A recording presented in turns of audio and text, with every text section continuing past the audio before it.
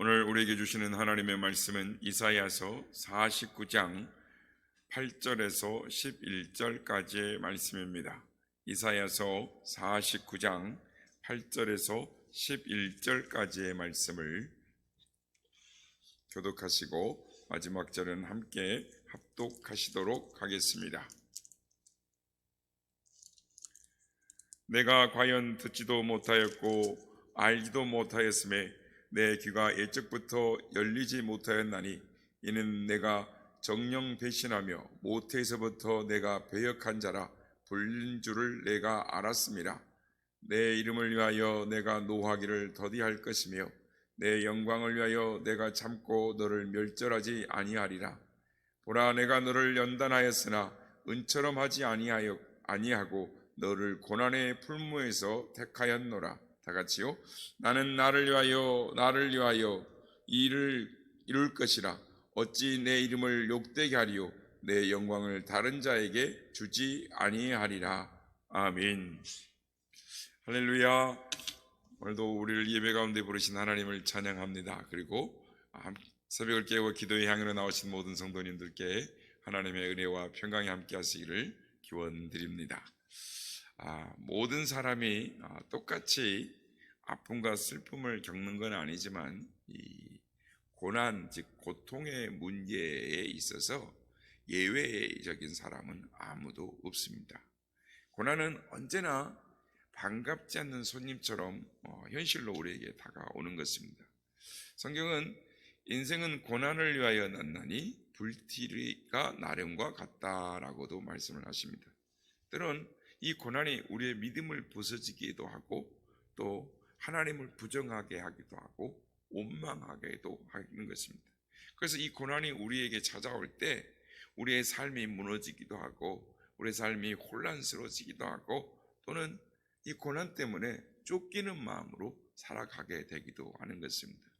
그런데 오늘 하나님의 말씀을 보면 오늘 10절의 말씀 보면은 하나님께서 우리를 택하셨는데 고난의 풀무에서 우리를 택하셨다라고 말씀을 합니다. 이 고난의 풀무라는 것은 바로 이 고난의 상태, 상황, 그 현장, 그 모습을 비유적으로 말씀하는 것입니다. 특별히 오늘 본문에는 이 바벨론 포로로 끌려간 이 이스라엘의 백성들이 이 고난의 현장 가운데 있는 것을 말씀하고 있습니다. 그래서 우리의 삶에도 이런 이 풀무, 이 고난의 풀무가 있다라는 것입니다. 이 고난의 풀무는 개인적으로 또는 역사적으로 또는 신앙적으로 우리와 관계가 있습니다. 즉 하나님과 우리와의 관계 속에서 이 고난의 풀무를 고통을 해석하고 또 의미를 찾아야 한다라는 것입니다. 그래서 우리가 당하는 이 실존적 고난, 그러니까 고통이라는 것이 무엇인가라고 한번 이 고난의 풀무를 정리해 보면 한 5가지 정도로 나올 수 있는데, 첫째는 소유를 잃을 수 있습니다. 둘째는 사랑하는 사람을 잃을 수 있습니다. 또 셋째는 건강을 잃을 수도 있고, 넷째는 명예와 또 존귀와 권세를 잃어버릴 수도 있습니다. 그리고 눈에 보이지 않는 5번째는 사람들에게 인정을 받지 못하고 또 사람들에게 모욕을 받는 그런 이 고난의 풀무에 빠져서 우리가 인생을 살아오면서 이 허우적거릴 수가 있다라는 것입니다. 그런데 하나님께서는 우리에게 고난의 풀무에서 우리를 선택하셨다라고 말씀합니다. 하나님께서 우리에게 고난을 주시는 이유가 무엇이겠습니까? 하나님께서 우리에게 주시는 이 고난은 몇 가지 의미와 뜻이 있는 고난인 것입니다. 고난을 위한 고난은 결코 주님이 주시지 않습니다. 성경에 보면 하나님께서 고난을 주시는 이유가 몇 가지 있다라고 말씀을 하는 것입니다. 오늘 아침에는 하나님께서 우리에게 고난을 주시는 이유가 무엇일까? 한 3가지 정도로 살펴보므로 은혜를 나누고자 하는 것입니다. 첫째, 불순종하는 자에게 순종하기 위해서 고난을 주신다라는 것입니다. 이 요나의 고난이 바로 그런 고난이죠.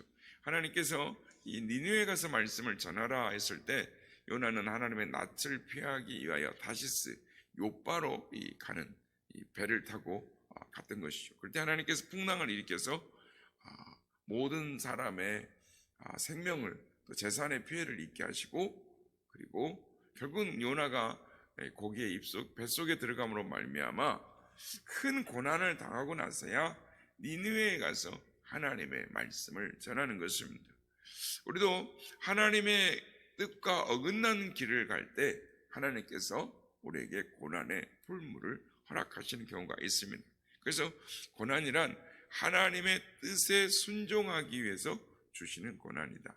그래서 시편 119편 67절에 보면 다윗이 고백하기를 고난 당하기 전에는 내가 그릇 행하였더니 이제는 주의 말씀을 지키나이다 라고 말씀을 하는 것입니다. 그러므로 우리에게 고난이 있을 때 하나님께서 이 고난을 통해서 내게 원하시는 것이 무엇인가 라는 것을 먼저 생각해야 하는 것입니다. 둘째, 하나님께서 우리에게 고난을 주시는 것은 우리의 믿음을 성숙시키기 위해서인 것입니다. 욥기 42장 5절에 보면 욥은 모든 고난을 겪은 후에 내가 주께 대하여 귀로 듣기만 하였사옵더니 이제는 내가 눈으로 주를 보나이다 라고 고백을 하는 것입니다. 그렇습니다. 고난을 통하여 우리의 믿음이 성장하는 것입니다. 성숙해지는 것입니다. 그래서 어린아이들 같은 경우에 한번 아프고 나면 쑥쑥 자란다라는 이야기가 있습니다.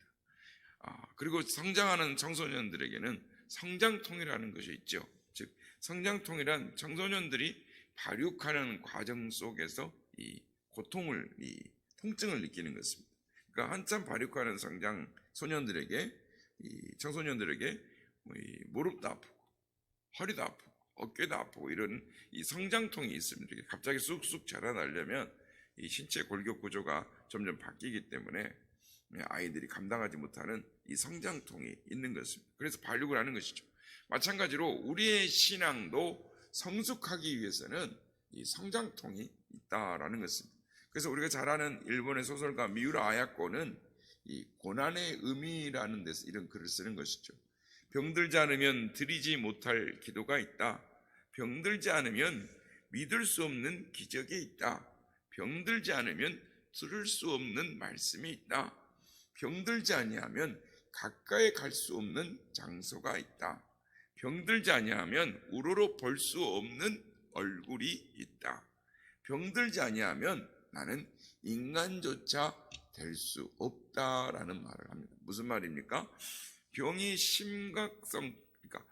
심각하게 들지 않으면 지금까지 드려보지 못했던 기도를 드릴 수 있고, 그러니까 병 때문에 그런 기도를 드릴 수 있다는 거죠. 지금까지 믿어보지 않았던 기적에 대하여 기도를 드릴 수가 있고, 또한 믿게 되고 지금까지 들리지 않았던 그 말씀이 내게 들리고, 또한 지금까지 가까이 가지 못했던 하나님께도 가까이 나아갈 수가 있고, 지금까지 귀로만 듣기만 했던 그 하나님을 내가 직접 체험하게 됩니다.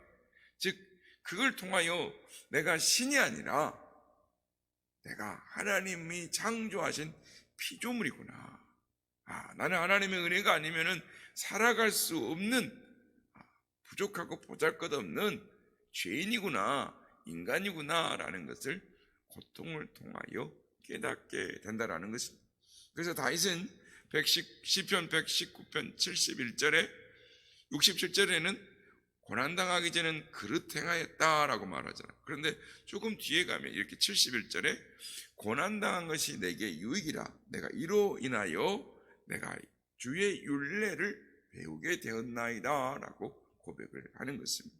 성도 여러분, 하나님께서 우리에게 고난을 주실 때 왜 나에게는 고난을 주시는가 라고 생각하지 마시고, 이 고난을 통하여 하나님이 나를 성숙시키려고 하시는구나, 나를 하나님께 더 가까이 나아가게 하시는구나 라는 은혜로 받아들일 때 우리가 모든 고난을 이길 수 있게 될 줄로 믿습니다. 마지막으로 하나님이 우리에게 고난을 주시는 이유는 순수한 믿음이 되게 하기 위해서인 것입니다. 욥은 나의 가는 길을 오직 그가 아시나니 그가 나를 단련하신 후에 내가 숨군같이 나아오리라. 내가 정금같이 나오리라 라고 고백을 하는 것입니다. 하나님은 기공사가 금, 은을 연단하여 순도를 높여서 귀금속을 만들듯이 하나님은 우리를 고난으로 연단해서 믿음의 순도를 높여서 하나님이 쓰시기에 합당한 귀중한 도구로 만들어 내신다라는 것입니다. 그래서 고난의 연단은 우리의 믿음의 순도를 높여주시는 것입니다. 그래서 말라기 3장 3절에 보면은 그가 은을 연단하여 깨끗하게 하는 자 같이 앉아서 레위 자손도 깨끗하게 하되 금, 은 같이 그들을 연단하리니 그들이 공의로운 제물을 나 여호와께 바치리라 라고 말씀. 무슨 말이냐면 레위 족속들이 연단을 받은 후에야, 연단을 받고 난 후에야 이제는 하나님께 의로운 제물을 드리는 순수한 제사장들이 된다라는 것입니다. 그래서 베드로 사도는 너희의 믿음이 시련의 불로 연단하여도 없어질 금보다 더 귀하여 예수 그리스도에 나타나실 때 칭찬과 영광과 존귀를 얻게 하려 합니다 라고 말씀을 하는 것입니다. 그렇습니다. 고난은 우리의 믿음을 연단하여 주님이 오실 때, 우리가 주님 앞에 나타날 때 주님께 칭찬과 영광과 존귀를 얻게 하기 위하여 시련을 주신다라는 것입니다. 그래서 야고보서 1장 2절에 보면 시험을 참는 자는 복이 있도다. 이것에 옳다 인정함을 받은 후에 주께서 자기를 사랑하는 자들에게 약속하신 생명의 면류관을 얻을 것임이니라 라고 말씀. 생명의 면류관, 시험을 참는 자에게 주신다라고 말. 그 시험을 통과한 자, 즉 옳다 인정함을 받는 자에게 생명의 면류관을 주신다라고 말씀하는 것입니다. 그렇습니다. 고난은 성도들의 믿음의 순도를 높여 강인하고 생명력 있는 믿음, 예수님께 온전히 깊은 뿌리를 내리는 굳건한 믿음을 만들어 주시는 것입니다. 그래서 더욱더 주님 앞에 든든히 서가게 하는 것입니다. 그러므로 하나님께서 우리에게 주시는 고난은 결코 우연이 아니다. 우리 삶에 고난이 있을 때, 우리 삶의 문제와 또한 시련이 떠나가지 않을 때, 사건이 떠나가지 않을 때, 왜 하나님 나의 삶이, 우리의 가정에, 나의 인생에 이런 일이 계속 생기는 것입니까?